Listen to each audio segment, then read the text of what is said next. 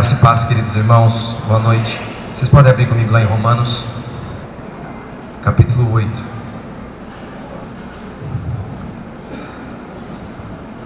Romanos, a gente vai ler versículo 28 ao 30. Romanos 8.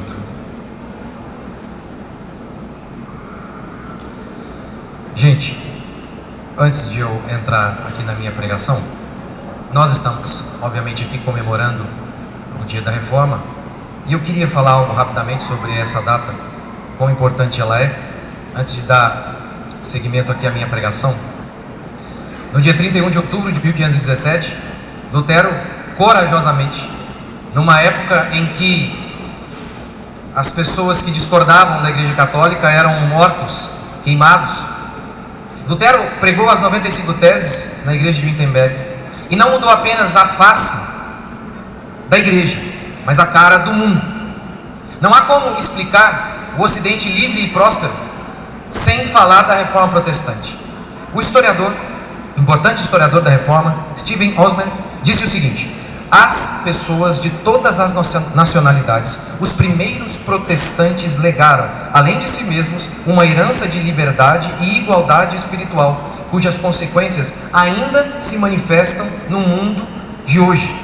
Eu vou dar só 2 argumentos para tentar mostrar como que o Ocidente livre e próspero tem tudo a ver com a Reforma Protestante, e está se tornando menos livre e menos próspero justamente por abandonar a genuína fé cristã. Max Weber não era crente. Ele escreveu um livro chamado A Ética Protestante e o Espírito Capitalista. Ele queria entender por que em países católicos, como Espanha e Portugal, eram tão diferentes de Inglaterra e Alemanha, que eram protestantes. Inglaterra e Alemanha protestantes, e Espanha e Portugal católicos. A Espanha e Portugal eram países infinitamente atrasados em comparação com a Inglaterra e a Alemanha. E ele começou a estudar, e ele concluiu o óbvio: o legado protestante, os valores protestantes que permeavam aquela cultura, davam um cenário, propiciavam um cenário de prosperidade e de liberdade. Apesar de Max Weber falar um monte de besteira, ele notou o óbvio: a Reforma Protestante moldou o Ocidente próspero. O segundo testemunho a favor da Reforma Protestante é de um católico, Alex de Tocqueville. E naquela época que o católico não era Nutella e nem o protestante era Nutella. Era uma época boa, em que o católico falava para o protestante: você vai para o inferno. E o protestante respondia amavelmente: você que vai. Era uma boa época. Uma boa época em que as pessoas defendiam o que acreditavam. E Alex de Tocqueville viu a Revolução Francesa destruir o seu país, arrasar a sua família. Mas ele ouviu dizer que havia um solo de liberdade e prosperidade nos Estados Unidos. O que Alex de Tocqueville, católico, fez foi morar nos Estados Unidos para entender aquela nação. Ele escreveu um livro que é um clássico, A Democracia na América. O capítulo 2 inteiro é um católico, Alex de Tocqueville, dizendo: a causa da liberdade desse povo tem a ver com a sua religião protestante. Ele diz assim, página 52: a liberdade vê na religião, e é óbvio, a religião protestante, vê na religião a companheira de suas lutas e de seus triunfos, o berço da sua infância, a fonte divina de seus direitos.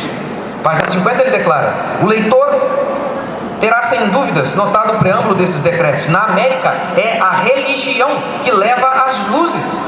E a religião que ele está dizendo aqui é a religião protestante.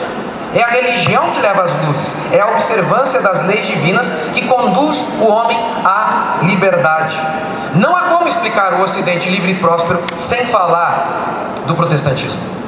A Igreja Católica hoje tem uma doutrina herética, como todas as outras, quase todas as outras, a infalibilidade papal. Quando o Papa fala ex cátedra, ele é infalível. Quando ele fala da cadeia sobre fé e moral, ele é infalível. O que é um absurdo, porque um Papa vem e proíbe a leitura da Bíblia. Sim, isso está na história. Tem bula sobre isso. Proibiram a leitura da Bíblia. Outro Papa vem e diz: não, pode ler agora. Como que eles são infalíveis? Como pode isso? E aqui ele falou ex cátedra. Ex-cátedra. Com Lutero acontece algo espetacular. Na Dieta de Worms, Lutero é chamado a negar as suas crenças. E ele diz assim: eu estou disposto a negar se vocês me convencerem pela Escritura e pela razão clara. Isso é poderoso, poderosíssimo. No protestantismo, o cristão tem um dono, e não é um pastor, não é um padre, não é uma igreja, é Cristo o seu Senhor. Nós seguiremos voluntariamente nossos líderes, mas eles precisam provar a nós, por meio da Escritura. Isso é inigualável, isso não existia na Igreja Católica. É óbvio que num cenário desse não havia liberdade. Veja bem, se eu sou infalível quando eu falo ex-cátedra, é óbvio que não há discussão depois que eu falo. Se o que eu falo é perfeito, não há necessidade de haver discussão depois que eu falo. É por isso que é no solo protestante que a liberdade é semeada e frutifica. Nós, protestantes, temos um dono, que é Cristo Jesus, o Senhor de nossas almas. Nós não temos que acender vela para santo, nós não temos que prestar continência para alguém se ele não nos provar pela Escritura, porque a Escritura é o próprio Deus dizendo. A Escritura é a palavra do Senhor dizendo como as coisas são. Não é um filósofo como Platão, que analisou a realidade e chegou a certas conclusões. Ele, limitado, corrupto. Não é isso. Não é isso. A Bíblia é o próprio Deus dizendo como as coisas são. É o próprio Deus afirmando como a realidade é. É por isso que é de uma importância fundamental um evento como esse, e que venhamos a entender e nos lembrar quem nós somos. Nós somos o povo do livro, nós somos o povo da Bíblia. Precisam nos convencer de acordo com ela, a partir dela. E é isso que eu vou tentar fazer: explicar o texto e aplicar o texto para vocês hoje. O meu tema hoje é a soberania de Deus diante dos nossos sofrimentos. Como que crer que há um Deus que é soberano sobre o bem e sobre o mal? Como crer nisso? Como crer nisso será a força para que você resista na hora da dificuldade. Vamos ler Romanos 8, verso 28. Sabemos que todas as coisas cooperam para o bem daqueles que amam a Deus, daqueles que são chamados segundo o seu propósito. Porquanto aos que de antemão conheceu, também os predestinou para serem conformes à imagem de seu Filho, a fim de que ele, Jesus, seja o primogênito entre muitos irmãos. E aos que predestinou, a esses também chamou. E aos que chamou, a esses também justificou. E aos que justificou, a esses também glorificou. Esse texto, obviamente, ele está inserido num contexto aqui, e eu vou falar desse contexto.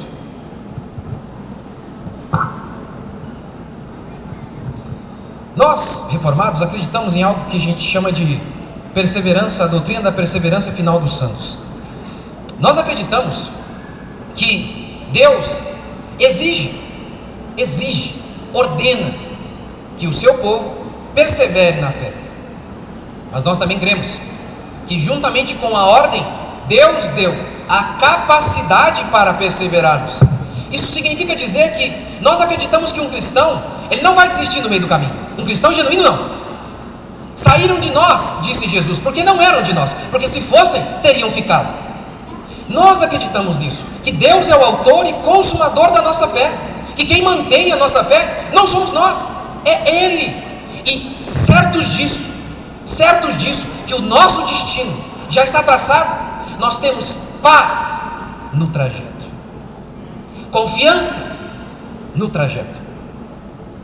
2 Tessalonicenses: se já morremos com Ele, também viveremos com Ele. Se perseveramos, também com Ele reinaremos. Há uma condição: se perseverarmos. E essa é a questão. Deus nos deu o dom de perseverar. Ao seu povo, Ele deu. O seu povo genuíno vai perseverar, não vai desanimar, não vai desistir, não vai de modo algum. Eu creio que essas crenças, que fomos eleitos, que Deus é soberano sobre o bem e sobre o mal, que todas as coisas estão predestinadas, que o mundo não é um livro em branco, já está todo escrito. Eu posso te contar um monte de spoiler, Tá tudo aqui, ó, cheio de spoiler aqui, ó, carregado. Crer nisso é fundamental para que você se mantenha de pé diante das dificuldades. E deixe-me fazer uma introdução, falando um pouquinho da nossa história, de como os homens viam isso, como que o povo de Deus, os homens do passado viam o sofrimento, como nós encarávamos o sofrimento. Porque hoje, inúmeros cristãos, a maioria, não acredita que Cristo é o suficiente para que eles lidem com angústia, com ansiedade. Eles precisam de drogas legalizadas e precisam de homens mortos que estão com seus filhos em uma clínica de recuperação para drogado, e eles mesmos são suicidas. Creem que esses homens vão nos ajudar. Não foi assim ao longo da história. Cristo sempre foi suficiente. Pensemos, por exemplo, em Agostinho. Agostinho escreveu o livro A Cidade de Deus. É um clássico. Os bárbaros invadiram Roma no ano 410, liderados por Alarico, e destruíram Roma, saquearam Roma, violaram mulheres, trucidaram homens. Isso que você vê o Hamas fazendo, eles fizeram. No capítulo 7, Agostinho descreve assim, dá uma resumida na história: devastações, chacinas, pilhagens, incêndios, tormentos que se cometeram na recente catástrofe de Roma foram produtos dos hábitos da guerra. As desgraças eram tamanhas que se debatia a virtude do suicídio. O sofrimento era tamanho que se matar, julgavam eles, era melhor, e era virtuoso. Agostinho cita dois exemplos que eram tomados como exemplos de virtude: Lucrécia e Catão. Lucrécia, ela havia sido abusada e por isso, por conta da vergonha, ela acabou se matando. E diziam, tá vendo? Ela foi honrada. Catão era um líder importante no Estado romano, e ele era contra a ascensão de César, que era corrupto. E ele então se matou quando César foi alçado ao poder. A ideia semeada é que Catão foi virtuoso. Catão não podia conviver com a injustiça a tal ponto que, se for para viver com um homem injusto desse, eu prefiro me matar. No capítulo 23, Agostinho cita o argumento de seus amigos, tentando dissuadir Catão. Não se tratava de uma honra que pretendia evitar a desonra, mas sim de debilidade, que não é capaz de suportar a adversidade. Agostinho diz que Catão foi fraco ao tirar a sua vida em meio às adversidades. Nesse contexto, em que a angústia era tamanha que os homens viam o suicídio como uma virtude, Agostinho, no capítulo 8, diz assim: o homem bom nem se envaidece com os bens temporais, nem se deixa abater com os males. O homem bom não se envaidece nos dias de prosperidade, nem se abate nos dias de dificuldade. E a diferença entre ambos, porque isso era debatido: Agostinho, mulheres cristãs também foram violadas, Agostinho. Agostinho, cristãos também tiveram as suas vidas destruídas, destronadas, Agostinho. E aí ele diz, sabe qual a diferença?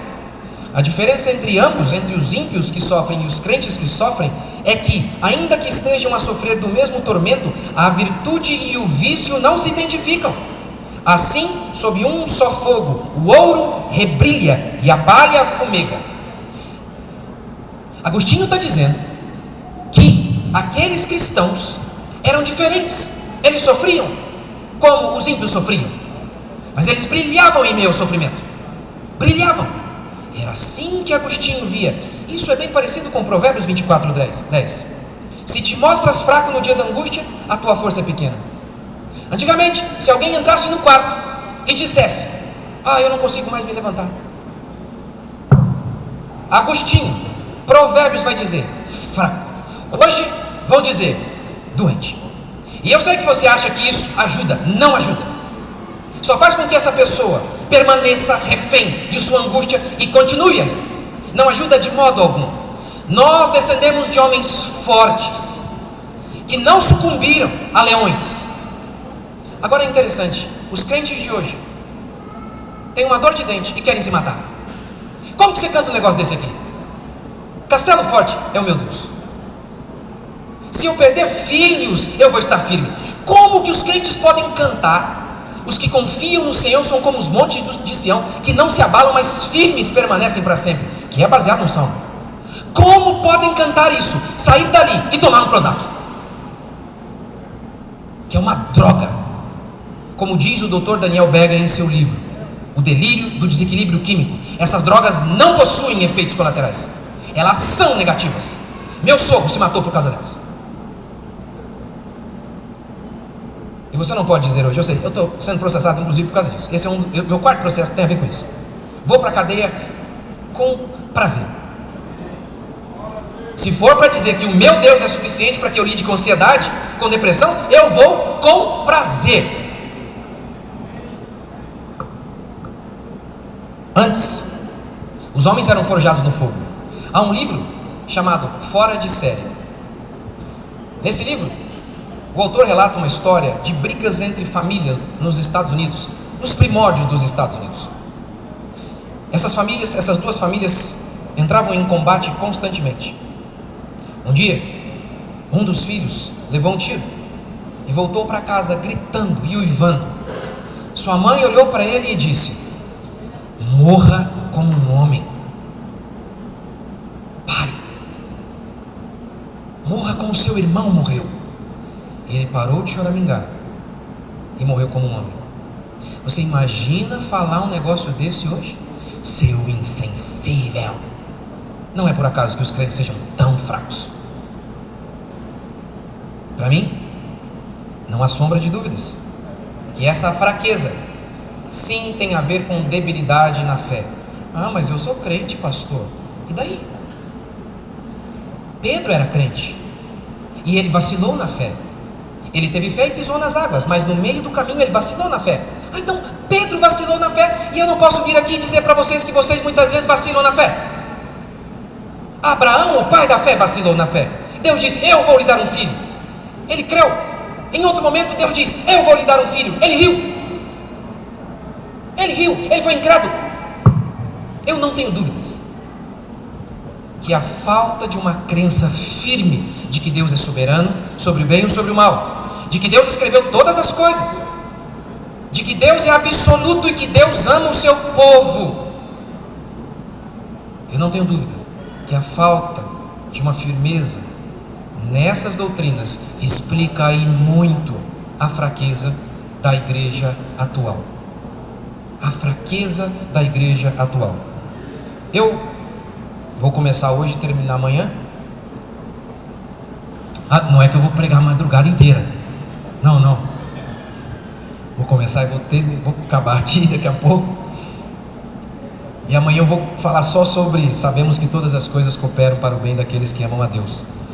Mas deixe-me falar de dois princípios que estão aqui. Dois princípios que estão inseridos nesse texto que eu acabei de ler. E há um contexto nesses textos aqui que eu acabei de ler, que tem tudo a ver com sofrimento. Paulo fala sobre eleição, sobre predestinação, sobre glorificação. E esses textos estão no meio de textos que falam sobre sofrimento. No verso 18, Paulo diz: os sofrimentos do tempo presente não podem ser comparados com a glória que há de ser revelada. Isso está antes aqui do verso 29. E depois do verso 29, esses textos que eu acabei de ler, Paulo continua falando da temática do sofrimento. Se Deus é por nós, quem será contra nós? Quem intentará acusação contra os eleitos de Deus? Quem nos separará do amor de Deus? Tribulação, angústia, perseguição, fome, nudez? Não, em todas essas coisas somos mais que vencedores. Esse é o contexto aqui. Eleição, soberania de Deus, Deus nos ama, diz o texto. Tudo isso aqui está no meio desse pacote do sofrimento. Como então essas crenças de que Deus é soberano, de que Deus predestinou todas as coisas, como isso vai te manter firme na hora da dificuldade? Primeiro, se lembrando que Deus escreveu tudo. Aqui Paulo diz que Deus nos predestinou. Deus nos elegeu antes da fundação do mundo, como disse Davi: o Senhor me viu substância ainda informe, no seu livro foram escritos e determinados todos os meus dias, quando nenhum deles havia ainda. O Senhor é soberano sobre mim a tal ponto que eu não posso me refugiar, me esconder de ti.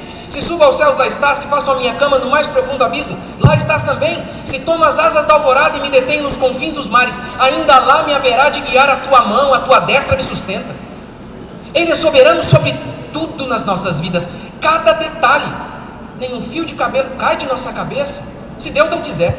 Isso é só uma figura para retratar a nossa vida. Está oculta em Cristo, cada detalhe não passa despercebido, mesmo os mais insignificantes. Tudo está escrito, não há uma página em branco esperando para ver o que o homem vai fazer. Deus já escreveu tudo. É por isso, por exemplo, que nós cremos que lá em Apocalipse fala dos 144 mil selados. Algumas religiões acreditam que isso é literal, ou seja, na própria religião deles há muito mais do que 144 mil. É óbvio, é só uma figura para retratar a totalidade do povo de Deus. Mas por que será que ele citou um número específico? Talvez seja para dizer o seguinte: Deus tem o seu povo já. Deus tem um número fixo daqueles que são dele, que ele elegeu, e esses não vão se perder no meio do caminho. Não há dificuldade que seja mais poderosa do que Deus para guardar as nossas vidas, para guardar a nossa fé. É essa crença de que Deus nos predestinou para Ele, e que o nosso final já está escrito. Como diz Paulo em Filipenses 1,6: estou plenamente certo de que aquele que começou boa obra em nós é fiel para completar. A nossa crença de que nós vamos nos manter na fé não é porque confiamos em nós. Como diz o salmista, o crente verdadeiro, se cair, não ficará prostrado. Por quê? Porque ele tem força de vontade. Não é isso que o texto diz. Porque o Senhor o sustenta pela mão. A nossa crença de que nós vamos permanecer é porque Deus é o autor e consumador da nossa fé. Ele nos salvou, Ele mantém a nossa salvação. Como essa crença é tão importante? Como essa crença de que fomos eleitos? Como isso é tão importante diante dos sofrimentos? Ora, isso nos ajuda, por exemplo, diante das perseguições, diante das contendas que levantam-se contra nós, como Paulo, por exemplo, em Corinto. Onde Paulo chegava, havia uma multidão de judeus perturbando Paulo, espancando Paulo, tentando matar Paulo, atrapalhando o trabalho de Paulo. Em Corinto não foi diferente. Mas diz o texto, em Atos, que Paulo teve uma visão, e Deus disse assim para ele: coragem. Por quê? Porque eu tenho povo aqui. Deus não diz assim: coragem, vamos ver se alguém vai converter. Ele diz: não, eu tenho, porque eu elegi. Eles são meus, eu os escolhi. E é por isso, Paulo, que você pode ter ânimo para pregar. Paulo, você está sendo perseguido, Paulo. Paulo, o mundo é contra você, Paulo. O seu povo é contra você, Paulo. Mas eu sou a teu favor, e eu tenho eleitos aqui. Paulo, então se anima. Paulo se anima. Temos força diante da maldade humana, porque sabemos que Deus elegeu todas as coisas, inclusive os homens maus, como Paulo diz em Romanos, que Deus levantou Faraó. Ninguém questiona quando a gente diz assim: Davi foi eleito e escolhido. Jeremias, ele mesmo diz que ele foi escolhido. Antes mesmo de ele estar ali no ventre da sua mãe, Deus o viu. Não discordamos disso. Mas os homens não gostam quando a gente diz assim: não, mas o homem mau também foi eleito. Deus levantou, e Paulo diz, a Escritura declara, que Deus endureceu o coração de Faraó. Endureceu. Ou seja, o homem bom, Davi, foi eleito. O homem mau, Faraó, também. E Deus usa tudo para a sua glória. Pense, por exemplo, em Maria. Maria, quando ela foi ter Jesus em Belém, a profecia dizia que o Messias tinha que nascer em Belém. Parece que Maria não tinha lido, porque ela não estava em Belém na época certa. Afinal de contas, ela vai porque o César, o imperador, baixou um decreto dizendo que todos deveriam ir para a sua cidade natal fazer o censo. Gente, hoje, próximo de dar à luz, o povo não viaja de carro.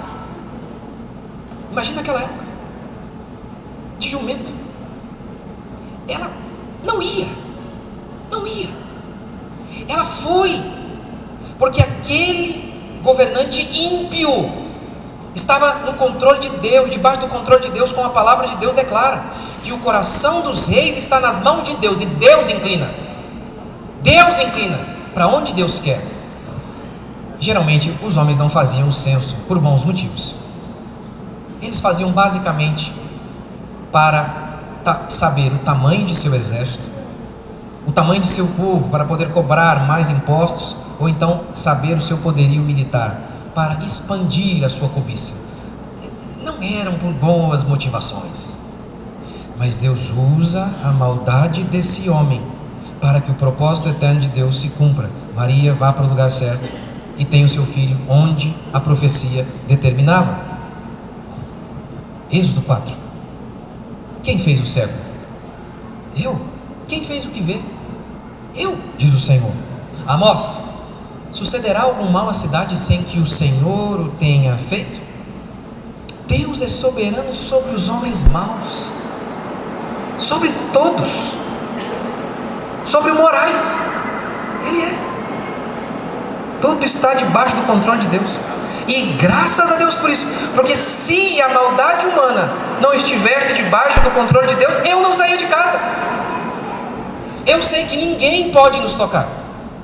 Se tocar é porque Deus quis, para a sua glória, porque todas as coisas cooperam para o bem daqueles que amam a Deus, todas as coisas mesmo, até as coisas ruins. Essa é a nossa crença, e eu vou falar um pouquinho disso amanhã. Eu abri a nossa igreja no dia da pandemia. Abri, fiquei sentado na primeira fileira, apavorado. Eu sabia, eu podia ser preso, eu podia ser multado, mas o que me manteve? Eu me lembrava, Deus é soberano, tudo coopera para o bem daqueles que amam a Deus. Se eu for preso, Deus vai usar isso, de alguma maneira, porque Ele usa tudo para o grande propósito de nos tornar semelhantes à imagem de seu Filho, como diz aqui Paulo em Romanos 8. A crença de que Deus nos elegeu, de que Deus é soberano sobre o bem e o mal, é o que te mantém forte diante da maldade humana, diante de todos os tipos de intempéries que vêm sobre nós ao longo da nossa caminhada. Segundo, se o destino está traçado, por que temer o trajeto? Aqui Paulo, no verso 30, diz aquilo que é chamado de Ordo Salutis, a ordem da salvação. Ele diz assim: e aos que predestinou, a esses também chamou, e aos que chamou, a esses também justificou, e aos que justificou, a esses também glorificou. Primeiro ele predestina, depois ele justifica, depois ele santifica, depois ele glorifica. A glorificação é o último estágio da salvação. É aquele momento em que nós seremos totalmente santificados. Nossos corpos serão glorificados e todo o resquício de pecado será eliminado. A salvação então se completa ali, na glorificação. Mas você notou o tempo verbal aqui? Glorificou. No passado. No tempo, isso ainda vai acontecer. Para Deus já está decretado.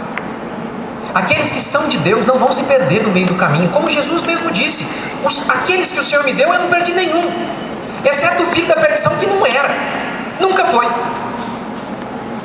Eu lhes dou a vida eterna, ninguém os arrebatará de minhas mãos. Essa é a nossa crença. O destino já está traçado. Por que temer o trajeto? Por quê? Como isso ajuda diante do sofrimento? Ora, por meio da fé, se eu já sei o final da história, por mais que no meio do caminho as circunstâncias sejam difíceis, por mais que existam inúmeros buracos que eu, humanamente falando, nem consigo ver uma saída, eu me lembro, peraí, eu já vi esse filme, eu já vi o final desse filme. E o final desse filme é que eu vou estar com Cristo, que Cristo vai me guardar, que eu não vou cair antes da hora, eu vou morrer no dia que Deus quiser. Ele vai me sustentar, como Paulo diz aqui. O que pode nos separar do amor de Deus? O que pode? Se Deus é por nós. Aquele que não poupou o seu próprio filho, antes por nós o entregou, porventura não nos dará graciosamente com ele todas as coisas? O que Paulo está dizendo é: Deus deu Jesus para você, deu a salvação. Vai negar um prato de arroz? É isso. Vocês estão preocupados com isso, com a economia. A figura seria mais ou menos isso. Você, pegando a figura que Jesus usa lá em Mateus, ele fala a mesma coisa: olha, vocês não têm que andar ansiosos, eu vou suprir vocês. O corpo não é mais importante do que o alimento? Eu não dei o corpo a vocês? Eu não dei? Então, vocês acham, eu dei o estômago a vocês? Eu não vou dar o alface? Eu não vou dar o arroz? É loucura acreditar nisso, pensar nisso. É doideira? É um absurdo. Eu sou soberano, eu cuido de vocês. A figura seria mais ou menos assim: nós somos a imagem e semelhança de Deus. Nós somos uma espécie de Ferrari. Deus nos fez. Aí, o homem é a coisa mais espetacular na criação. Deus teve poder bastante para fazer uma Ferrari, mas não tem dinheiro para colocar gasolina nela. Deus fez você, redimiu você, garantiu o seu destino, mas Ele não tem condição de bancá-lo, de sustentar você, de cuidar de você. Isso é um absurdo. Por isso muitas vezes andamos ansiosos. E a ansiedade ofende a Deus, não é doença. Assista a minha série. A ansiedade não é doença, é pecado. Sempre foi assim. Pecado, desonra a Deus. Porque Deus é todo poderoso, Ele é soberano, Ele nos elegeu, Ele já traçou o nosso destino, e nós estamos apavorados. Crer nisso: Ele é comigo, a sua mão é sobre mim, me mantém em paz na hora da dificuldade financeira. Paulo também fala sobre todo tipo de sofrimento, tribulação, angústia, fome, perigo, nudez. Ora, se Deus é por nós, se Deus nos elegeu, se Ele é soberano, não exista uma força que seja maior. Se o nosso destino já está traçado, nós vamos temer a quem? Deus é por nós, gente. Quem é Deus? Isaías declara que Deus mediu os céus a palmos. Só para você ter uma noção do tamanho disso. Dizem que a luz viaja a 300 mil quilômetros por segundo. Só para você ter uma noção de espaço, de tamanho, de quão grande nosso Deus é. A luz viaja a 300 mil quilômetros por segundo. Se saíssemos de São Paulo em direção a Sergipe, pelo caminho da Terra, 2.177 quilômetros. Você faria esse trajeto se viajasse na velocidade da luz 70 vezes em um segundo. Ida e volta. Ida e volta. Há um planetoide aqui na nossa galáxia, na nossa vizinhança, o Quaoar. É pertinho da gente aqui. Se você viajasse num jato supersônico que viaja a 2.200 km por hora, você precisaria de 332 anos para chegar lá. Eu estou falando aqui do nosso bairro, hein? A nossa galáxia. Mas existem bilhões de galáxias, dizem os cientistas. Se você viajasse para esse planetóide Quaoar num ônibus espacial que viaja a 25 mil km por hora, você precisaria de 29 anos. Dizem que a galáxia mais próxima de nós está a 2,5 milhões de anos-luz de nós. E tudo isso, diz Isaías, 2 dedadas de Deus. E você é ansioso. E você com medo. Quer ver? Quantos aqui creem que Deus criou os céus e a terra? Amém? Pode só dizer assim, amém. Quantos creem aqui que Deus abriu o mar vermelho? Quantos creem aqui que Deus em Cristo Jesus venceu a morte, o pecado, o diabo? Quantos creem que Deus pode dar arroz? Ah, não sei, pastor. Aí eu não sei, aí é demais. Aí é demais. É um absurdo. Esse texto está falando de um Deus soberano, de um Deus que é poderoso, e não apenas isso, mas de um Deus que nos ama. Quem nos separará do amor de Deus? E eu encerro aqui. Quando a gente vai falar do amor de Deus, eu sempre me sinto, quer dizer, eu me sinto incompetente todas as vezes, né? A gente vai falar da palavra de Deus, eu saí lá do hotel já sabendo, hoje eu vou falhar mais uma vez, é óbvio. O que eu melhor consigo expressar para retratar o amor de Deus por nós é o amor de um pai. Jesus disse: se vós, que sois maus, Vocês sabem dar boas coisas aos vossos filhos, quanto mais eu. Jesus está dizendo que um bom pai é um pai ruim. Pense, por exemplo, naquela mãe lá na África, que lutou contra um leão para proteger o seu filho. Pense naquela mãe, no Rio de Janeiro, que entrou em uma van em chamas e morreu para salvar seu filho e as crianças. Jesus diz que essas pessoas, essas mães, esses pais, são maus. São maus. Eu tenho 4 filhos. 4 filhos. Só. É muito pouco. 4 filhos. Quando eu os pego, eu penso no melhor para eles.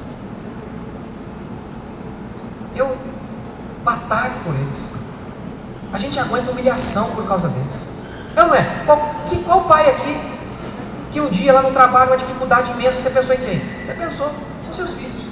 E você disse, eu vou ter que engolir esse sapo aqui. Isso é um pai normal. Um pai normal faz isso. Um pai normal ama o seu filho assim. E Jesus vem e diz, são maus. Por quê? Porque comparado com o amor de Deus por nós, até o melhor dos pais é mau. Deus é soberano sobre tudo e todos, Ele é poderoso e Ele nos ama de um modo que não é possível amar mais. Como podemos andar com medo? Como podemos andar ansiosos? Não andeis ansiosos de coisa alguma. Você não tem esse direito, porque há um Deus soberano que te elegeu, que te viu substância ainda informe, que no livro dele Ele escreveu e determinou cada um de seus dias, quando nenhum deles havia ainda. Seu pai pode não ter planejado você, mas Deus planejou. Deus planejou. Deus escolheu você. Deus escolheu para que você estivesse aqui, ouvindo a palavra do Senhor. Deus trouxe você em sua infinita graça, misericórdia, bondade e poder para quebrar o seu coração. Ele trouxe você aqui. Ainda que você tenha resistido como eu resisti. Meu pai havia se convertido e eu tomava conta de um dos restaurantes do meu pai. E eu tinha um ódio. Eu já tinha aquele ódio natural, como Paulo diz em Romanos, que nós nascemos em rebelião contra Deus, somos inimigos. Já tinha esse ódio natural, mas que se multiplicou no instante em que meu pai se converteu, porque ele deixou de ir assistir aos meus jogos quer dizer, ele continuava assistindo, mas um pouco menos. Eu fiquei muito brabo, e chegavam as pessoas lá no restaurante pedindo emprego e sabiam que meu pai era evangélico, e eles diziam, ele estava lá falando currículo, né? E eu estava lá marcando o cara, não sei o quê. E aí ele dizia, e aí, eu sou evangélico. Aí eu já arriscava, aqui não trabalha. Aqui não vai trabalhar.